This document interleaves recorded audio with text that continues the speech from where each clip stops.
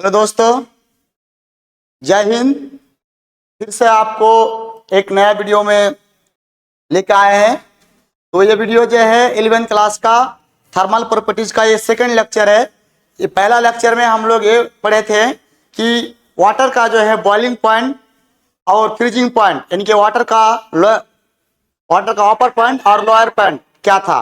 और हम लोग आज जो पढ़ने वाले हैं ये बहुत इंटरेस्टिंग होगा और बहुत वीवीआई टॉपिक होगा। जो डिग्री फ़ारेनहाइट, सेल्सियस और केल्विन के बीच में जो रिलेशन है, जो आपका समीकरण है, उसको हम लोग क्या करेंगे इस लेक्चर में प्रूफ करेंगे ज्योमेट्री के मदद से। तो आप बने रहिए इस वीडियो में ताकि आपको कभी भी टेम्परेचर से रिलेटेड कोई भी इक्वेशन हो उसको आसानी से आप सॉल्व कर पाएंगे, और इसको पढ़ने के बाद ही आप थर्मोडायनेमिक्स का कोई भी टॉपिक को आसानी से समझ पाएंगे। तो चलिए हम स्टार्ट करते हैं।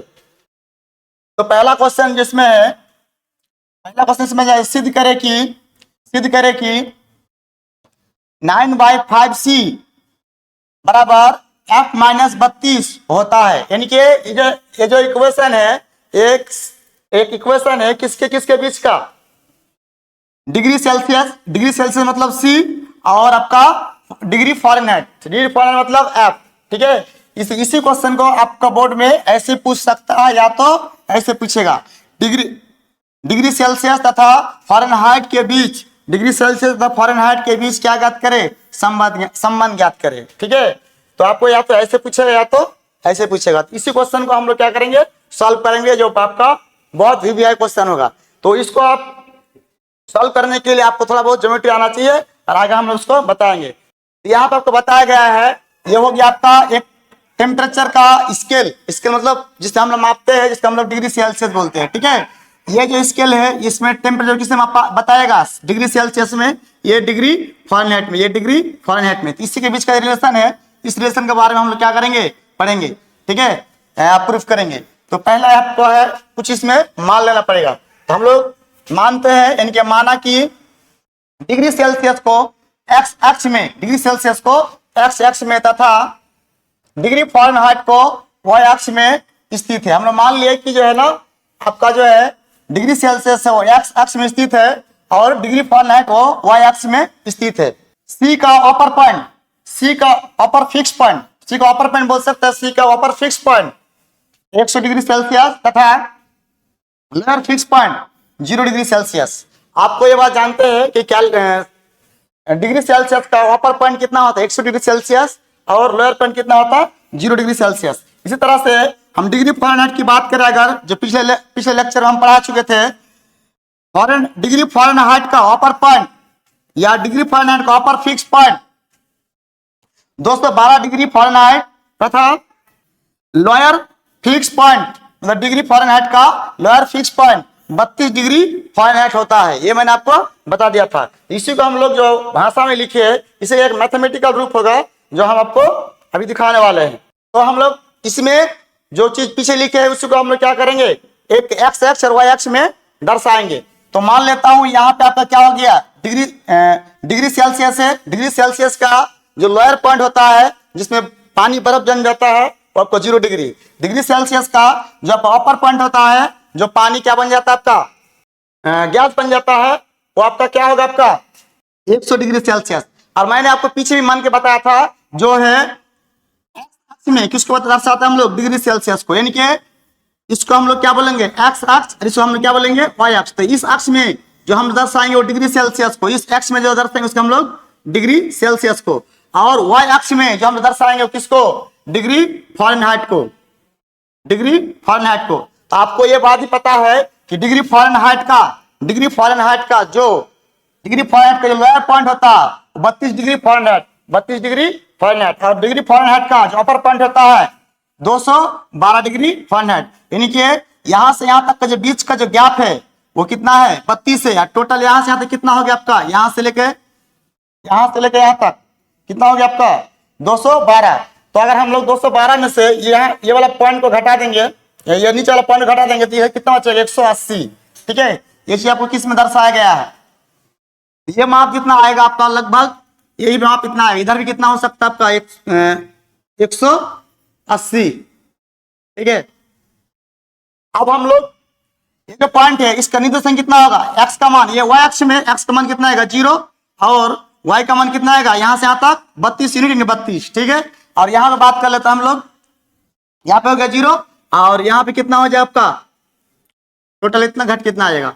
अब हम लोग बात करते हैं अगर यहां से यहां तक आपका क्या होगा आपका 100, यानी कि यहां से यहां तक कितना हो जाए आपका 100, ठीक है।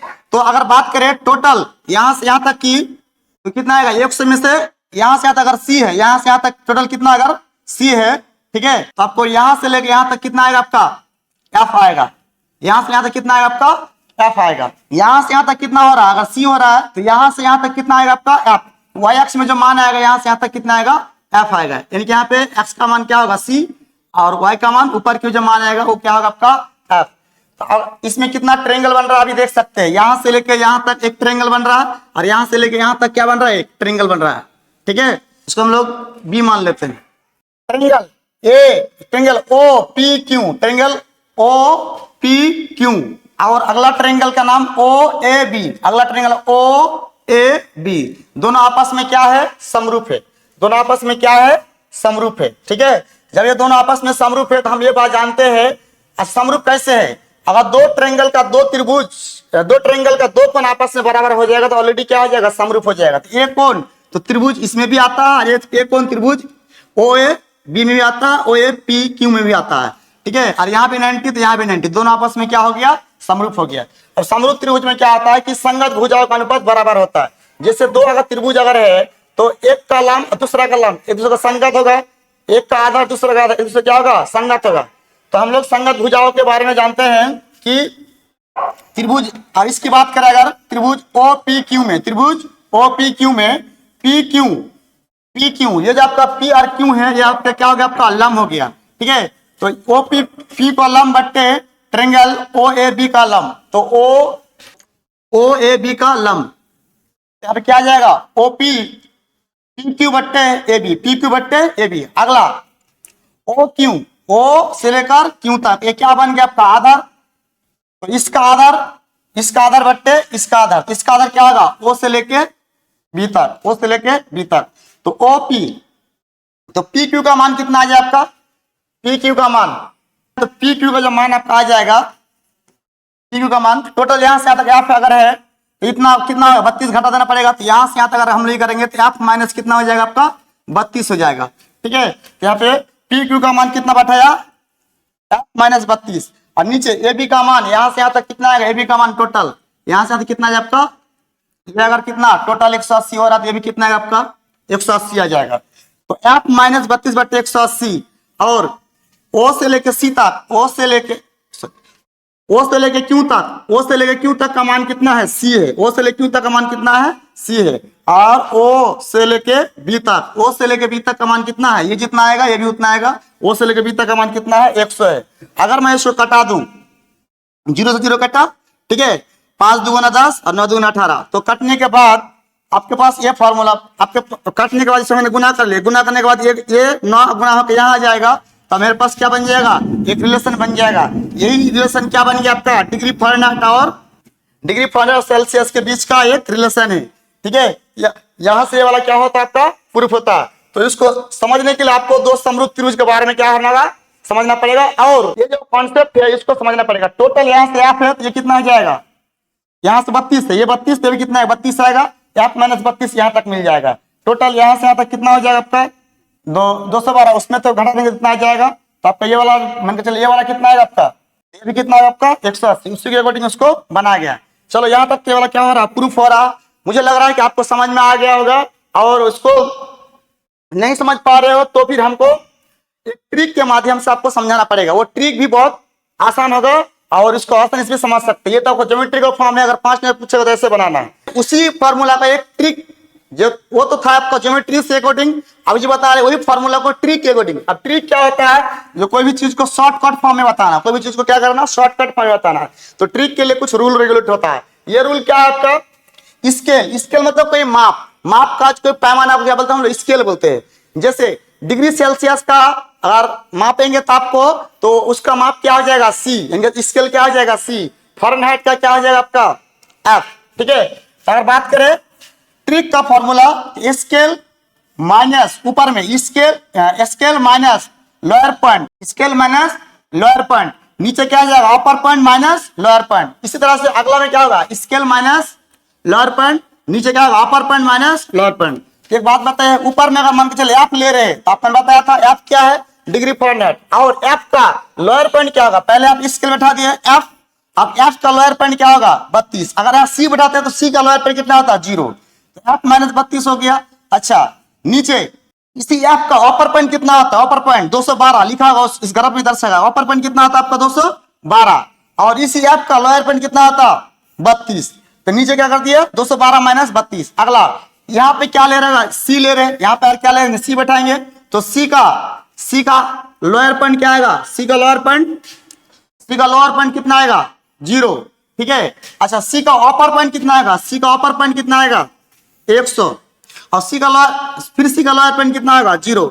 इसको एफ माइनस 32 नीचे उतार दिए, 212 में से 32 घटेगा, 212 में से 32 घटे तो कितना बचेगा 180 बचेगा। यहाँ पे सी में से कितना घटेगा, सी में से कितना 0 घटेगा तो सी बचेगा, यहाँ पे 100 में से 0 घटेगा कितना बचेगा 100 बचेगा, एक 0 से एक 0 मैंने काट दिया, ठीक है। यहाँ पे काटा 9 दूना 18, 5 दुगुना 10, ठीक है। अब इसको जैसे हम लोग क्रॉस गुना करेंगे तो ये ऐसा आ जाएगा, यही आपका क्या बन गया आपका फॉर्मूला। लेकिन वो किसके माध्यम से था, वो ज्योमेट्री के माध्यम से था, ये किसके माध्यम से है आपका ट्रिक के माध्यम से। मुझे लग रहा है कि यही आपके लिए आसान हो सकता है, तो यही आप क्या कर लेना सेलेक्ट कर लेना, या तो आपका ज्योमेट्री ठीक ठाक है तो पीछे ज्योमेट्री के माध्यम से उसको क्या कर लेना समझ लेना, बहुत वीडियो होगा। चलो हम अगला टॉपिक की बात करते हैं। अभी जो हम बात करेंगे केल्विन तथा सी डिग्री सेल्सियस, केल्विन तथा सी यानी कि डिग्री सेल्सियस में संबंध, केल्विन तथा डिग्री सेल्सियस में संबंध।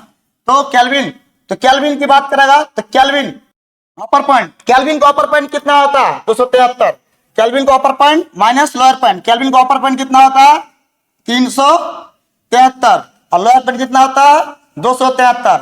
आगे सी माइनस सी का अपर पॉइंट सी का लोअर पॉइंट कितना 0, और सी का अपर पॉइंट क्या होगा आपका 100 और लोअर पॉइंट कितना होगा 0, ठीक है। तो के माइनस 273, यहाँ पे 373 माइनस 273 घट के नीचे 100, नीचे 100, मतलब 100 में 0 घटा तो 100, तो 100 से 100 काट गया, क्या बचा के माइनस 273 बराबर सी, के माइनस 273 बराबर सी। आगे अगर उसको उधर भेज देते हैं तो के बराबर कितना सी प्लस 273, के बराबर सी प्लस 273। तो आपको ट्रिक के माध्यम से आपका दोनों भी फॉर्मूला आपका यहाँ पे क्या हो रहा प्रूफ हो रहा है। बचपन में आप कहीं ना कहीं फॉर्मूला को देखे होंगे, आज आपके सामने प्रूफ हो रहा है, आप इस पर ध्यान से इसको देख के पढ़ लेना, आप इस पर बहुत अच्छी तरह से नजर बनाए रखना। चलो अगला है डिग्री फॉरेनहाइट तथा केल्विन के बीच संबंध, डिग्री फॉरेनहाइट तथा केल्विन के बीच संबंध हमें क्या करना होगा ज्ञात करना होगा। तो एक फॉर्मूला तो पढ़े अभी प्रूफ किए, 9/5c बराबर f माइनस 32, इसको हम लोग क्रॉस गुना करा करते हैं तो ये 5 गुना होकर इधर गुना में चली जाएगा, गुना करने इतना आ जाएगा, ये क्या निकल के आएगा मेरा c का मान। और हम जानते हैं अभी जो पढ़े हम जानते हैं k बराबर c प्लस 273, के बराबर c प्लस 273, तो अगला क्या आ जाएगा c का वैल्यू कितना होगा 5f, f मतलब आपका डिग्री फॉरेनहाइट 5f माइनस 160 बट्टे 9, और इसके नीचे 273 बट्टे के नीचे कुछ नहीं तो 1 है, एलसीएम लेंगे तो इसका इतना आ जाएगा, इसको घटाने के बाद इतना आ जाएगा, ठीक है। इसको हम लोग सॉल्व करने के बाद यहाँ जो 5f था इसको क्रॉस गुना करके इतना आ जाएगा, इसको सॉल्व करने के बाद इतना आ जाएगा, तो ये आपका क्या निकल गया यानी कि डिग्री फॉरेनहाइट और केल्विन के बीच का संबंध। तो चलो आज का क्लास यहाँ तक रहने दिया जाए, क्योंकि आज का जो मेरा मकसद था सिर्फ और सिर्फ डिग्री फॉरेनहाइट और केल्विन और सेल्सियस के बीच में जो इक्वेशन था उसको प्रूफ करना था। तो आज का क्लास यहाँ तक समाप्त करते हैं, और आप सबको ये आग्रह करते हैं कि आगे वाला जो वीडियो आएगा उसको भी देखना है, क्योंकि आगे वाला वीडियो इस समीकरण का प्रयोग करके जब हम अलग अलग थर्मल प्रॉपर्टीज का जो टॉपिक होगा उसको हम लोग क्या करेंगे क्लियर करने का कोशिश करेंगे। तो आज के लिए यहाँ तक समाप्त हो जाता है। जय हिंद, जय भारत।